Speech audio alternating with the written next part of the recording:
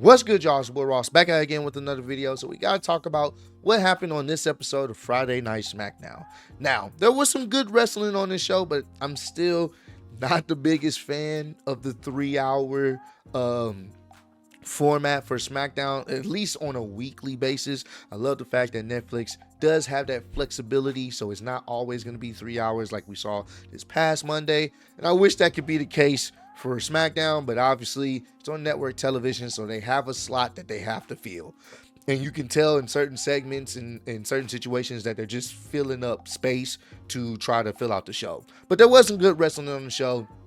Good stuff that I definitely want to mention. So they started off the show with Rey Mysterio coming out there. He's in his hometown, and Rey announced that he's going to be in this year's Royal Rumble, and he talked about when he won the Royal Rumble in 2006, and you know, pretty much dedicating the win to Eddie Guerrero. Got a nice Eddie chant, and that's when Kevin Owens comes out there.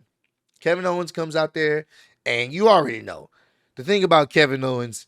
You can't really trust him because he's always going to be on some type of timing, especially as a late. So he came out there and he said, man, out of all of the people in the back, I've had the utmost respect for you, man. I've had the utmost respect for you, Rey. And now that you announced that you're going to be in the Royal Rumble, I'm going to essentially root for you. I want to root for you to win the Royal Rumble. That way you can face me in the main event of WrestleMania. It would be such an honor. So he's basically playing it up like he's this baby face, like he's the good guy, and saying that, hey man, if you win the Royal Rumble, you can face me for this championship. He's still in this delusional state that he feels that he is the true champion and is the champion. So he's like, hey, when you win the Royal Rumble, I'm rooting for you. Hey, please choose me so we can main event WrestleMania, right? I love what they're doing with his character still. He is a heel that essentially acts like he's a babyface because he believes he's right. And I love that. So Rey was like, with all due respect, man, like, I appreciate that, but you're not the champion. You're not the champion, unfortunately. Cody is. Now, if you win at the Royal Rumble and I win the Royal Rumble myself and you win your match with Cody, then I would love to have a one-on-one match with you at WrestleMania in the main event. I would love for that to be the case. And obviously, the fact that Rey said that he's not the true champion, it triggered Kevin Owens. He started crashing out. He's like, Cody's gotten to you too. Like, what's going on? How could you say that I am the real champion? And Rey's like, look, bro, calm down, bro. Like, just chill. I'm just letting you know what the situation is. So at that point, it looked like Kevin Owens was going to calm down and walk away. But then Kevin Owens tried to sneak attack Rey, but Rey was able to get the upper hand. He was about to hit him with the 619, and Rey got the hell up out of there. So you kind of knew they were going to set up a Rey Mysterio versus Kevin Owens match later on in the show. And to be honest, I didn't know that they've never faced each other. All their time in WWE, they've never faced each other. So this was essentially a first time ever. That's what the announcers had said. So I'm like, all right, this is going to be interesting. But you knew Cody was going to get involved. So we got to talk about the match between Jimmy and Carmelo Hayes. It was set up last week. Carmelo Hayes and Jimmy have been having their back and forth talking trash in the back. So they ended up having the match this week. And it was a pretty good match. It was a pretty good back and forth. I love the fact that, Jimmy's out there kind of doing his own thing, gets a good crowd reaction. And the people, are invested in what Jimmy has going on in his solo run. And I also love the fact that he's such a great trash talker. He basically like, man, Jay got a championship match. Roman's going to be in the Royal Rumble. What are you doing? Absolutely nothing. Like, just basically calling him a bum of the family. But great back and forth. Love their interaction. This was a pretty fire match. Very enjoyable. But towards the end, Jimmy's going to the top rope, looking like he's trying to get the victory here. But all of a sudden, you see Jacob Fatu on the ring apron. You're like, what the hell's going on here? And then you see Tama Tonga push him off the top rope. The match gets thrown out by the referee, and Jimmy and Tama Tonga start packing up. Not Jimmy, Jacob Fatu and Tama Tonga start packing up Jimmy, beating them down, and ultimately they neutralize him. We don't know why. They just decided to attack him. Obviously, they still have beef from the OG bloodline and this new version of it, so I get that. But they're doing this, and it doesn't seem like Solo is the one pushing this, like pushing for them to do this. This is what's been going on since they lost, pretty much. Since Solo lost the Ulafala, this is what they've been doing every week, just attacking people that they feel like is in their way, but it doesn't seem like Solo's involved in commanding them to do that. So as Jimmy's laying down, they're looking at the work that they've done to packing up Jimmy. Of course, Carmelo thinks they all on the same page or whatnot, and Jacob Fatu looks at him and hits him with a clothesline to sit his ass down too. So at that point, they start packing up Jimmy even more. They Solo with the brutal hip attack when he runs to the other turnbuckle and runs full speed and gave Jimmy another case of the CTE. After Jimmy's been destroyed again, that's when Solo music hit. Solo comes down there, and we come back from commercial break. Solo comes down there, and apparently during the commercial break, Jacob Fatu was pretty much talking trash to the city, the people, the city that they were in, to the fans and stuff like that. And he was like, man, y'all need to shut up and let my boy Solo talk.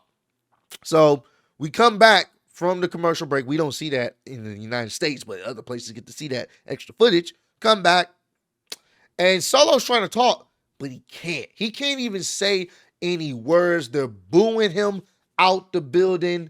And finally, Solo just drops the mic, gets out the ring, takes off his suit jacket, and walks away. While Jacob and Tama Tonga just looking, just leaves them. It's like he took his ball and went home.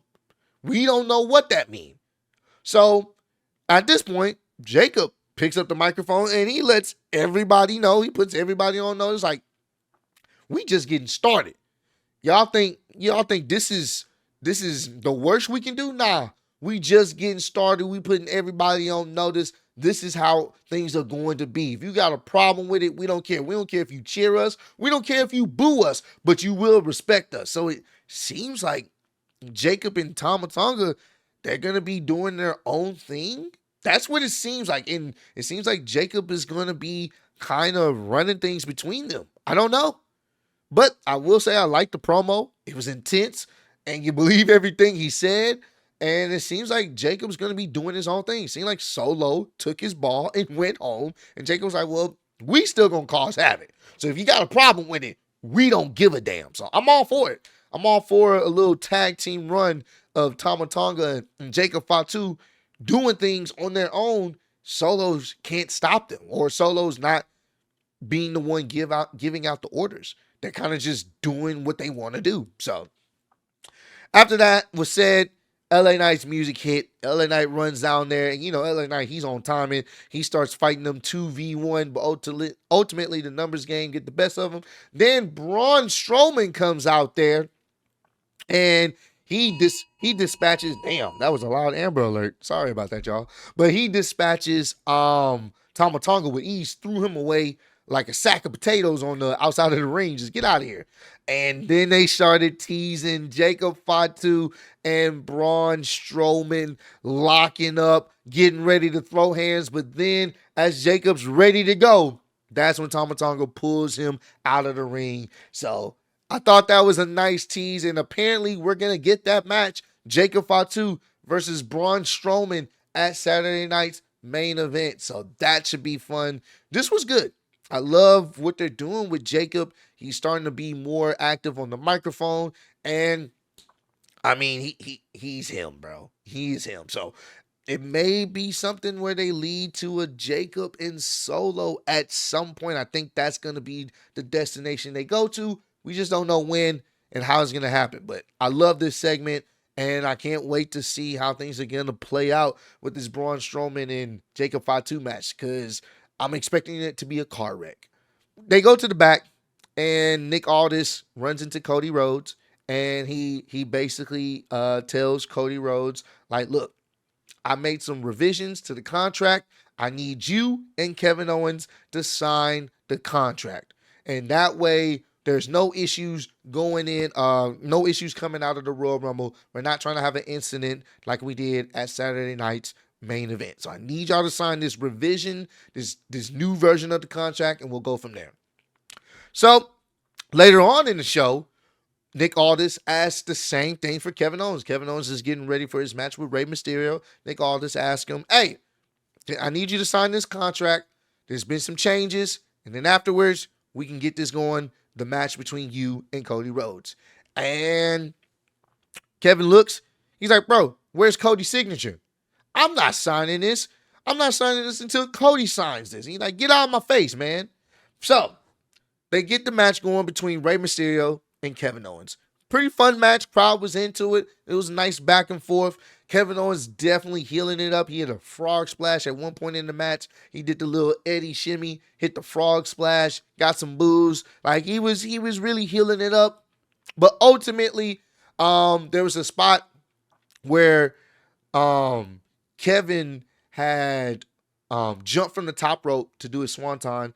Ray got his knees up. He went to the outer rope, like outside the ring, and was about to climb the top rope. He was at the top, but he's kind of limping as he's going there. Obviously, he should be after receiving all that weight to his kneecaps.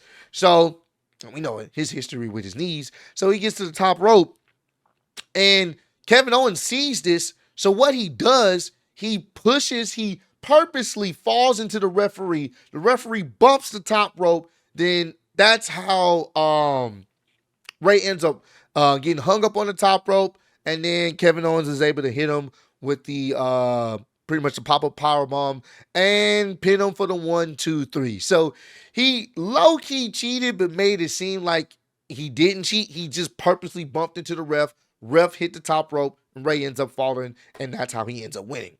So at the end of the match, it looks like Kevin Owens is conflicted, like he wants to attack him, but he drops the title. He goes to reaches for Rey Mysterio's hand, and he shakes Rey Mysterio's hand. He bows down to him. Looks like it's going to be some good sportsmanship, but no, Kevin Owens is unhinged and kicks him in the gut, puts him in the package pile driver position. He's trying to pack up Rey Mysterio. That's when Cody music hit.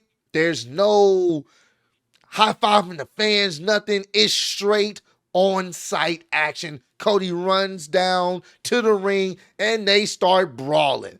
Kevin Owens and Cody Rhodes start throwing hands. At one point, Cody start stomping a mud hole in Kevin Owens with some nice Air Forces. I don't know what Air Forces he had, but they were clean. He was stomping the hell out of Kevin Owens. Officials start breaking it up, trying to get a hold of things.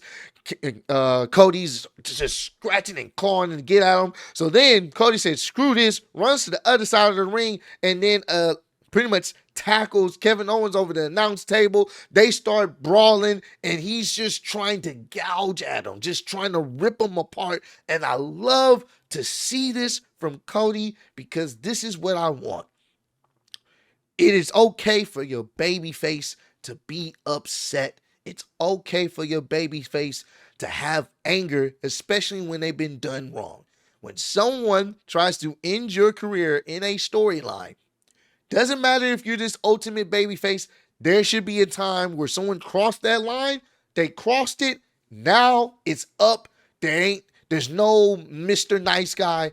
I'm trying to end you. I'm trying to destroy you. And that is what I loved here. This is what I love to see from Cody. I love this. This was fantastic. And hopefully at some point we can get that moment with Randy Orton. I do think that's coming down the line. We will see. But either way, this was great to see. I love that. Love what they did here. They finally separated them. You see Kevin Owens kind of in this area in the crowd. He's holding up the title. And Cody's like, bro, he's just ready to go. He's ready to fight. Also, I want to mention, and I forgot to mention this, when Kevin Owens was walking down the ring, he was talking about the moments he had at WrestleMania, main eventing with Stone Cold, then at WrestleMania 39, he purposely mentioned being in that main eventing WrestleMania 39 with his then best friend, Sami Zayn. Now, the fact that he said with his then, he didn't say with my best friend Sami Zayn. He said with his then best friend Sami Zayn. The seeds have been planted, y'all. Seeds have been planted. They're going to have a collision. It's gonna be a collision course, and I can't fucking wait to see it, bro. It's gonna be great. It's gonna be great. Love this. So they're still planting those seeds that he mentioned. His then best friend Sami Zayn and him main event at WrestleMania 39. So, but at the end of all of the commotion and the chaos, we cut to the back, and Nick Aldis, he's fed up. He's done with the chaos. He's done with them trying to destroy each other. So he said, you know what? What they're going to do, they're both going to relinquish the titles at Saturday night's main event. That way, they can be held up above the ring for the Royal Rumble. They're both going to give up the titles, and it'll be in WWE's possession until the Royal Rumble when they hang them up. And that way, both titles will be held up in their ladder match. And they're both going to sign the new revised contract in that ring. And the guest moderator will be HBK. This should be very interesting. Can't wait to see how this is going to play out. You know it's going to be some shenanigans, but love what they're doing. This is honestly one of my favorite feuds right now that they got in WWE. I love what, they've done on the Raw side of things with Seth Rollins and CM Punk, but I'm loving what they're doing with Cody Rhodes and Kevin Owens.